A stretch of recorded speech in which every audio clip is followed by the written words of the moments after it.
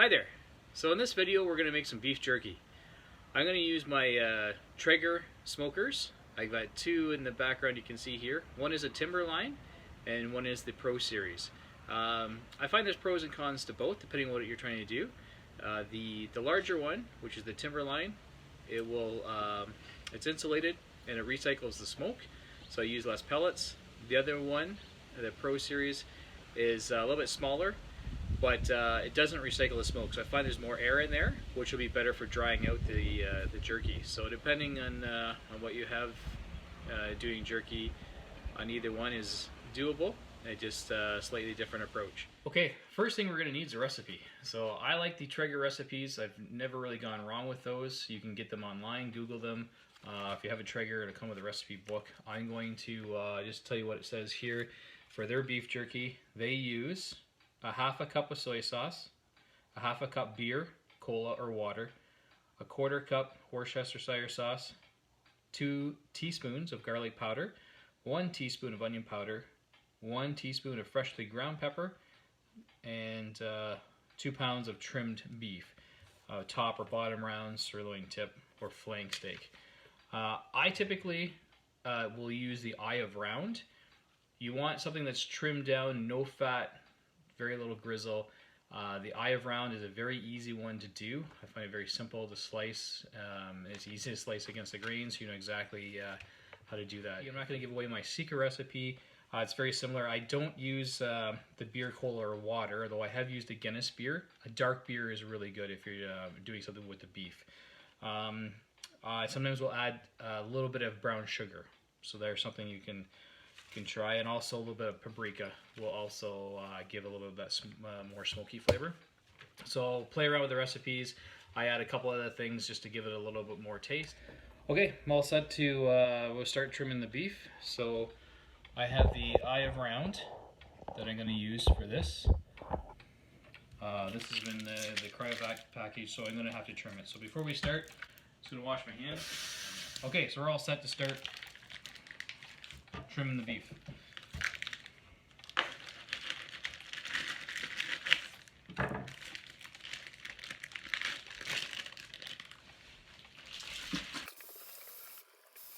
So just to give that a quick little rinse. And now what I want to do is just want to make sure that I take any of this fat off of here, because you don't want any of that in the jerky, because that's going to make it go bad after a while.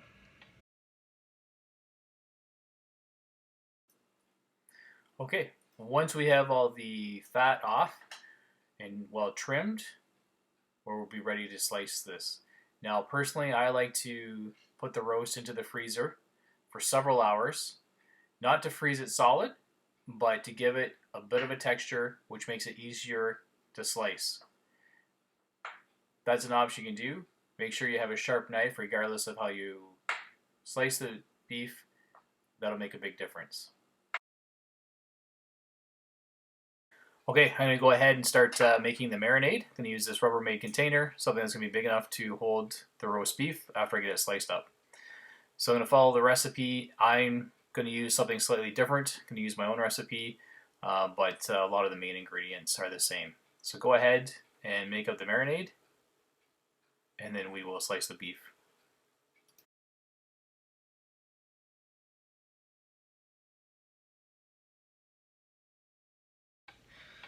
Okay, so I have the rest of the ingredients in that I'm going to use today, and I'm going to stir it together with the whisk. It'll take a few minutes to do this. I wish that it would stir itself, but that would just be wistful thinking.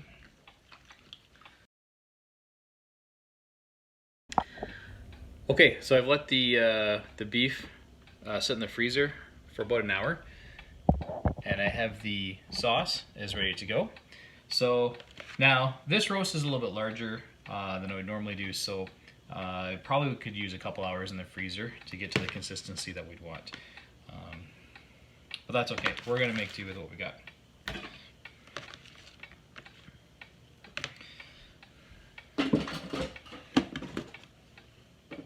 So I always like to throw a lid on the marinade sauce, so that'll give us the protection we need in the fridge, because what I'm going to do is let this sit in the fridge for several hours. It says up to 3 hours. I like to go overnight. 24 hours gives you a nice consistent marinade. So okay, we're basically just going to slice it up. Now I have some of these smaller pieces I've already sliced from the sinew when I was pulling that off the roast. So just go ahead and put those in there. Don't want to waste anything. Now this is eye of round. Now if you get the roast already trimmed up in the supermarket, that would be your best bet. So this you're basically going to cut against the grain. So eye of round is very easy to do that because basically it's like a cylinder, so all you're doing is just slicing up this way.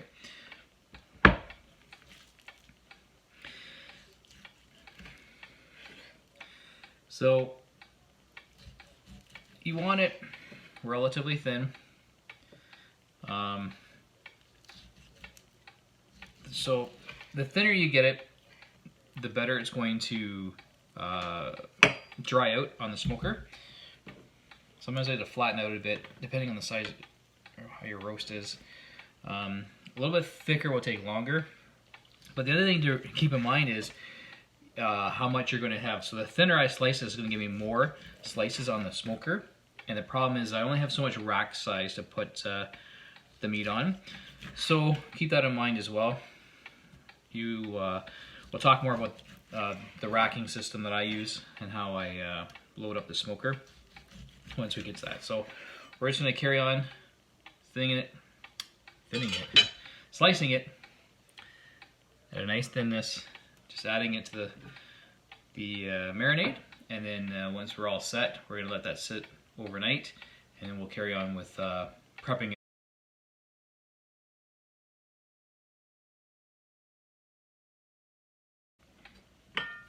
So once you get past the start of the roast, you get closer to the center, you'll find that the slices get quite a bit larger if you're using eye of round. So we see we have a fairly large slice.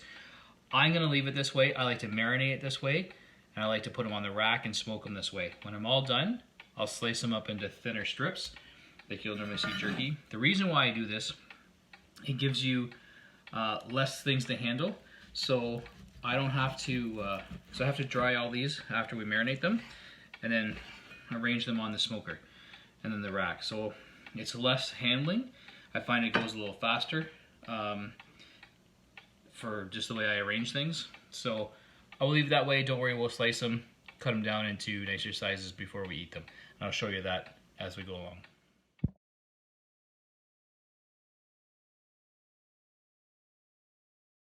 When you get to the end, or a piece that's too thick, just go ahead, butterfly it out, pound it out so it's a little thinner, and there you go. It's ready to give it a bit of a stir, make sure everything's covered, and we're going to put that in the fridge for 24 hours, and then I'll maybe stir it a couple times during that 24 hours.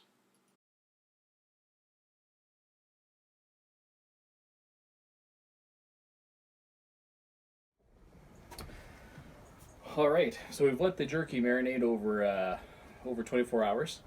What I'm going to do now is I'm going to set up the Traeger. So I have two Traegers. I have the Timberline.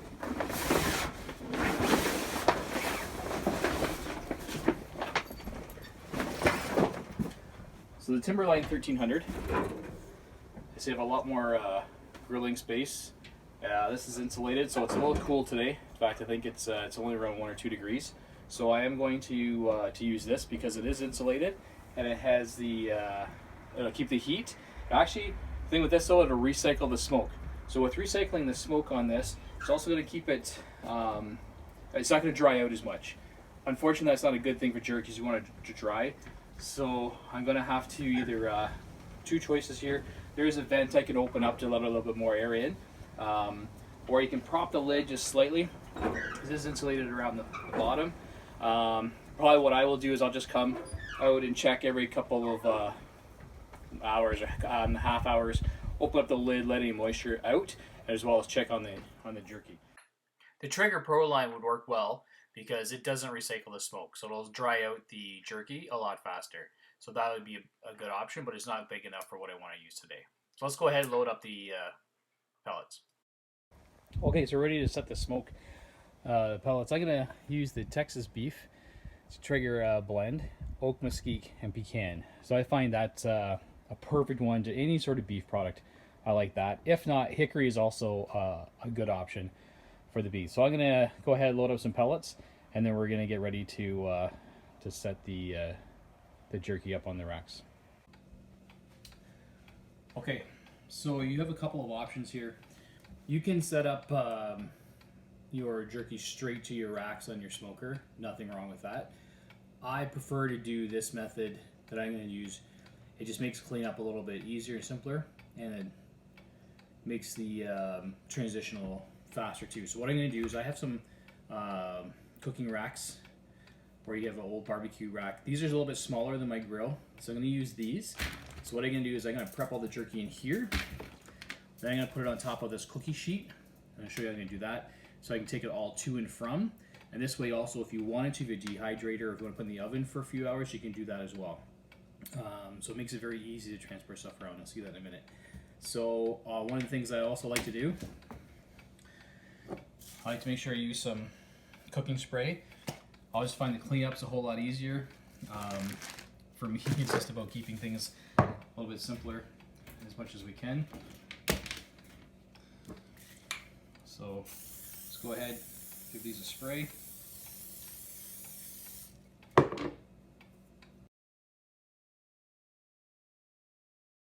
As far as my cleanup, then these things can go in the dishwasher. My racks on the Timberline are too big to do that, so cleanliness is important.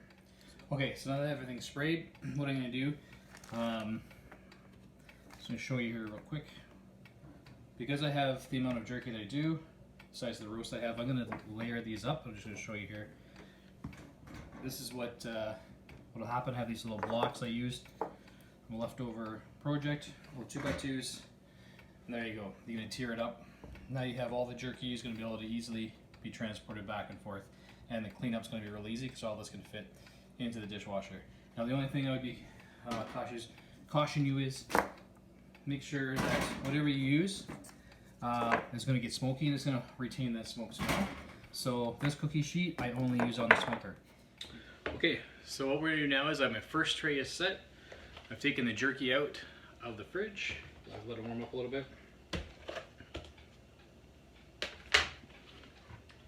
You see how that's been well marinated.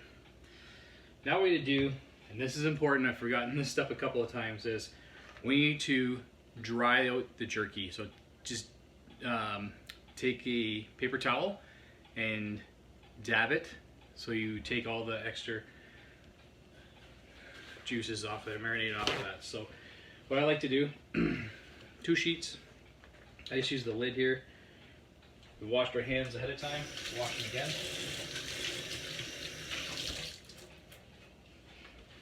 Hands are washed. What I do is take each piece, I'm just going to lay it out on the paper towel. And you remember how we didn't slice up the jerky earlier? Nice large pieces, easy to move around here.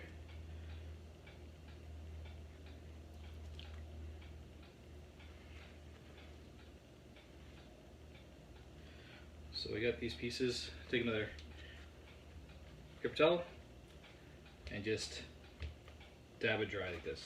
So all we gotta do is just take the excess marinade off of that. Now what we do is we're gonna lay it out on the grill, kind of like a puzzle piece. So looking to try to get as much covered on here as we can.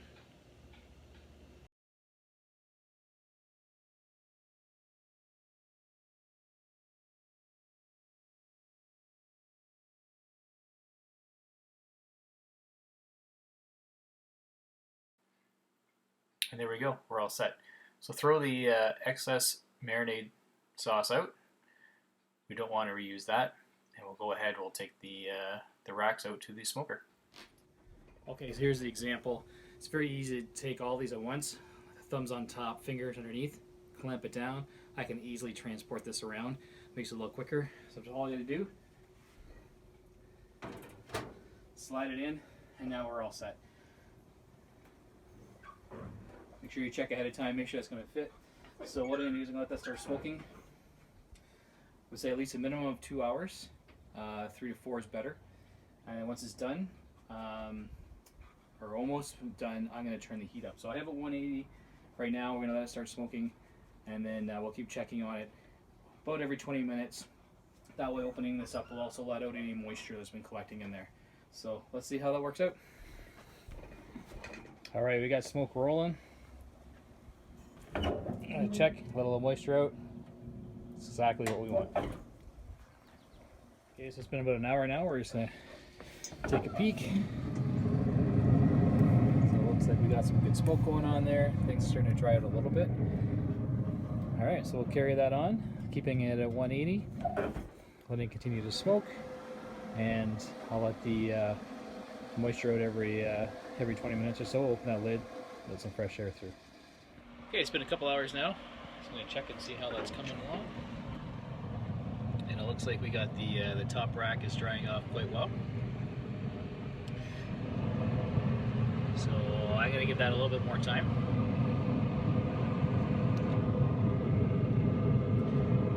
You can flip it if you want, I don't. But I can see the bottom racks here. We still need probably another hour or so on that. If you want, you can just turn up the heat a little bit. Turning up the heat will obviously give us a little bit more drying time.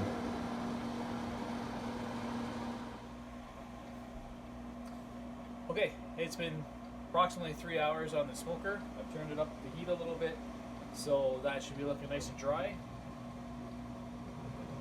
And it is. I don't like it too dry, so I'm going to take this off now, and then we can enjoy some jerky.